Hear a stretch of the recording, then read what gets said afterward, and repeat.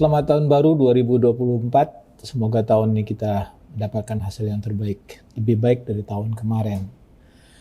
Pada kesempatan ini kita coba membahas market emas khususnya atau gold yang dalam beberapa hari terakhir mengalami koreksi karena faktor penguatan dolar dimulai awal tahun ini setelah mengalami pelemahan dolar dalam akhir tahun kemarin.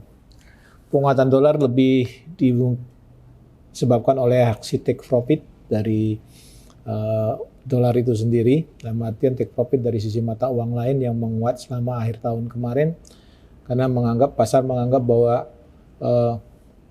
kemungkinan The Fed dalam melakukan pemotongan suku bunga mungkin juga belum memberikan arah yang jelas juga.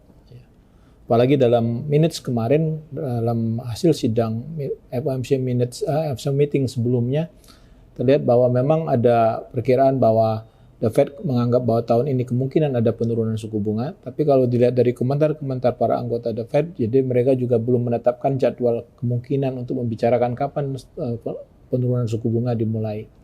Jadi pasar menganggap bahwa masih ada belum kepastian dalam jangka pendek ini untuk terjadinya pemotongan suku bunga. Apalagi kalau kita tambah dengan data ekonomi yang terakhir, masalah data klaim pengangguran, kita lihat pengangguran masih cukup baik, masih mengalami penurunan dibandingkan dengan minggu sebelumnya. Itu kemudian juga kemarin juga data IDP dan pump payroll kemudian mengalami lebih besar dari perkiraan.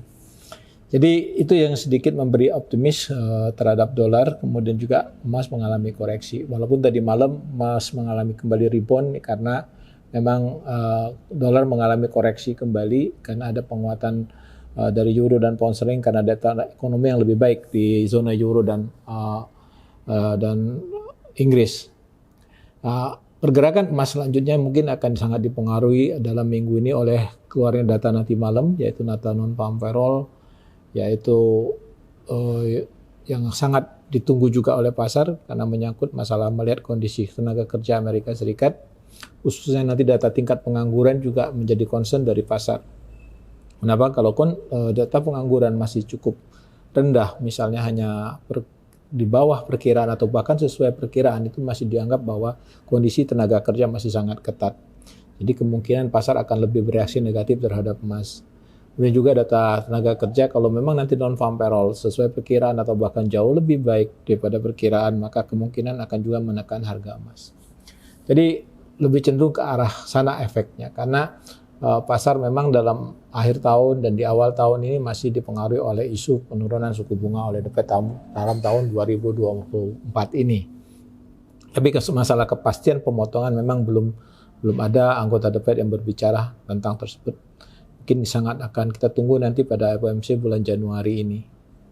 Jadi untuk pergerakan malam ini mungkin memang kemungkinan lebih dominasi agak sedikit negatif kemungkinan kalau kita lihat dari pergerakan data awal minggu ini ya. Pergerakan emas mungkin masih tekanan negatif walaupun kemungkinan bisa terbatas juga penurunannya.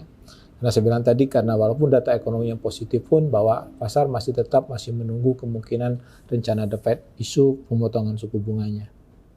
Itu yang mungkin dapat saya share pada kesempatan ini. Terima kasih.